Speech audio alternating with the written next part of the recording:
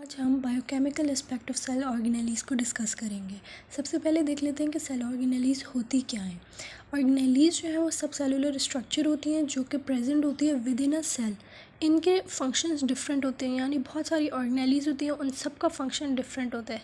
जैसे कि ऑर्गन जो है वो अपना वर्क परफॉर्म कर रहा होता है, हर ऑर्गन, इसी तरह हर ऑर्गेनेली जो है वो अपना फंक्शन परफॉर्म कर रही होती है within a cell. Cell membrane के अंदर जो है वो ये सारी जो है वो सेल ऑर्गेनेलीज़ जो है वो दिखाई दे रही हैं हमें, जिनका फंक्शन जो है वो बिल्कुल डिफरेंट होता है एक दूसरे से। सबसे पहले अगर हम इसको देख लें बीच में, तो ये न्यूक्लियोलस है। न्यूक्लियोलस के बाहर न्यूक्लियोप्लाज्म होता है और फिर न्यूक्लियर मेम्ब्रेन होती है। न्यूक्लियर मेम्ब्रेन के साथ ही जो है वो हमारे पास रफ एंडोप्लाज्मिक रेटिकुलम लगा हुआ होता है जिसके ऊपर राइबोसोम्स होते हैं। फिर स्मूथ एंडोप्लाज्मिक रेटिकुलम आता है जिस पे राइबोसोम्स नहीं होते। फिर जो है वो गोल्जी अपैरेटस होता है जो कि सिक्रेटरी वेसिकल्स या लाइसोसोम्स को सिक्रीट कर रहा होता है, रिलीज़ कर रहा होता है। कुछ राइबोसोम्स मौजूद होते हैं जो कि प्रोटीन की जो है वो साइंथेसिस करते हैं। और जो है वो माइटोकॉन्ड्रिया होते हैं जिसको हम powerhouse of the cell भी कहते हैं क्योंकि वो एनर्जी एटीपी प्रोड्यूस करता है। कुछ जो है वो हमारे पास सेंट्रोसोम्स होते हैं जो कि सेल डिवीज़न में मदद करते हैं। और वैक्यूल होते हैं, पेरोक्सीसोम्स होते हैं। ये सारी जो है वो सेल ऑर्गेनेलीज़ होती हैं जो कि एक सेल के अंदर मौजूद होती हैं। अब हम एक एक ऑर्गेनेली को थोड़ा डिटेल से देख लेते हैं, उसका बायोकेमिकल एस्पेक्ट को स्टडी करते हैं। सबसे पहले न्यूक्लियस जो है वो सबसे ज़्यादा इम्पॉर्टेंट सेल ऑर्गेनेली है। न्यूक्लियस के अंदर जो है वो डीएनए होता है और डीएनए जो है वो जब रैप करता है हिस्टोन प्रोटीन्स के इर्द गिर्द तो वो न्यूक्लियोसोम्स बना देता है। हिस्टोन प्रोटीन बेसिक होते हैं और जो डीएनए होता है वो एसिडिक होता है।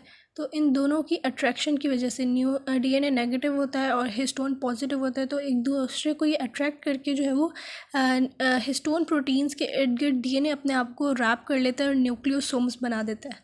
बहुत सारे न्यूक्लियोसोम्स जब असेंबल होते हैं तो क्रोमैटिन नेटवर्क बनता है और क्रोमैटिन नेटवर्क जब अरेंज होता है तो क्रोमोसोम्स बनते हैं।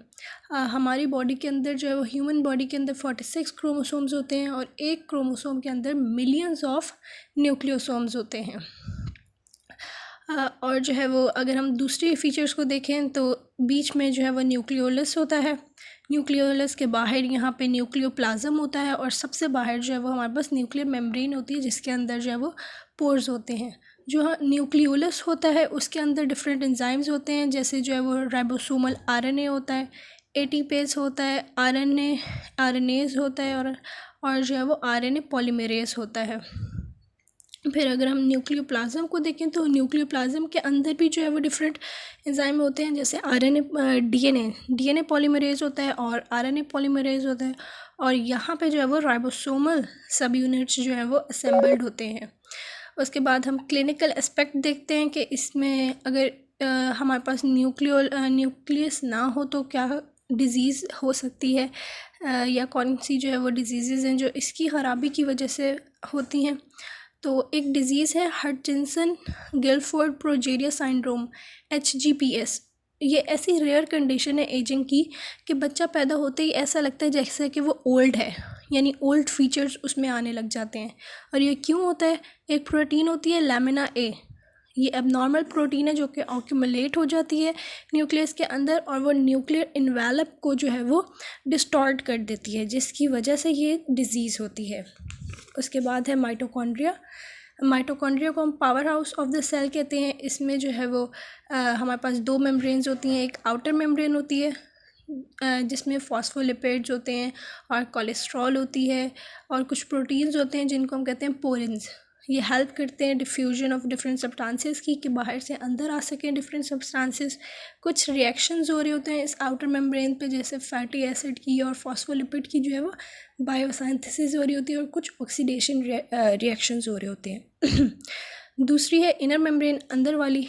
जो ये बाहर वाली है ये आउटर मेम्ब्रेन है, जबकि जो इनर वाली है वो कुछ फोल्ड्स बना रही होती है जिसको हम कहते हैं क्रिस्टी। तो इनर मेम्ब्रेन जो है वो भी रिच होती है प्रोटीन्स में और फॉस्फोलिपिड्स और कार्डियोलिपिन में।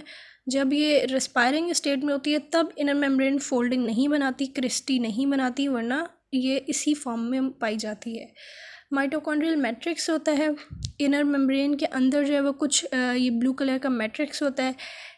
इस मैट्रिक्स के अंदर डिफरेंट जो है वो एंजाइम्स होते हैं, जैसे सिट्रिक एसिड साइकिल के और फैटी एसिड ऑक्सीडेशन के एंजाइम्स इसके अंदर मौजूद होते हैं। इसके अंदर सर्कुलर डीएनए होता है, राइबोसोम्स होते हैं और कुछ और भी एंजाइम्स मौजूद होते हैं। फैटी एसिड और नाइट्रोजन के मेटाबॉलिज्म के लिए जो एंजाइम ज़रूरी होते हैं वो भी इस माइटोकॉन्ड्रिया के अंदर मौजूद होते हैं। Enzymes of electron transport chain और ऑक्सीडेटिव फॉस्फोराइलेशन के भी एंजाइम्स इसी में मौजूद होते हैं डिफरेंट एरिया पे।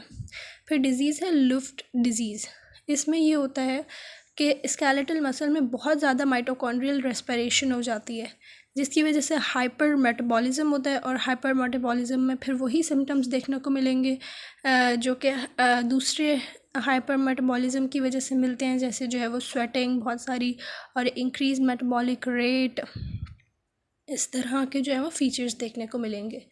नेक्स्ट है हमारे पास गोल्जी अपैरेटस। गोल्जी अपैरेटस को हम डिक्टोसोम्स भी कहते हैं। गोल्जी अपैरेटस की जो है वो 3 कंपार्टमेंट्स होते हैं। सिस साइड होती है जो कि रिसीव करती है न्यूली सिंथेसाइज्ड प्रोटीन्स को जो कि एंडोप्लाज्मिक रेटिकुलम से आ रहे होते हैं via transfer vesicles.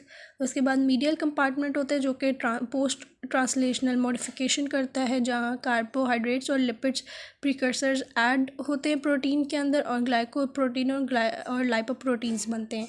Trans side होती है, वो रिलीज़ करती है सिक्रेटरी वेसिकल्स को bye modifying membrane.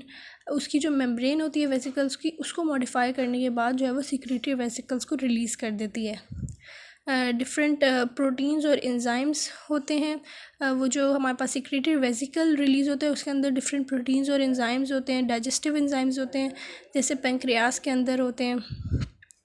Golgi apparatus जो है वो मेम्ब्रेन साइंथिसिस में भी इन्वॉल्व है, जैसे पेरोक्सिसोम और लाइसोसोम्स की मेम्ब्रेन को ये साइंथिसाइज करता है। इसका क्लिनिकल है कि अगर गोल्जी अपैरेटस ना हो बॉडी में तो लाइसोसोम्स नहीं प्रोड्यूस होंगे, और लाइसोसोम्स नहीं बनेंगे तो लाइसोसोम्स का फंक्शन ये होता है कि वो डेड मटेरियल को और डिफरेंट सब्सटेंसेस को डिग्रेड करता है और ऑक्यूमुलेट नहीं होने देता। तो अगर लाइसोसोम्स नहीं होंगे तो डेड मटेरियल जो है वो मॉलिक्यूल्स ऑक्यूमुलेट हो जाएंगे सेल में, और रिज़ल्ट क्या होगा, सेल की डेथ हो जाएगी। अगर हम इसका स्ट्रक्चर देख लें तो ये वाली साइड सिस फेस है जो कि रिसीव कर रही है ट्रांसपोर्ट वेसिकल्स को। फिर ये बीच में जो है हमारे पास मीडियल कंपार्टमेंट होता है, और फिर बाहर जो है वो ट्रांस साइड होती है जो कि सिंथेसाइज कर रही होती है न्यूली फॉर्म्ड वेसिकल्स को, सिक्रेटरी वेसिकल्स को।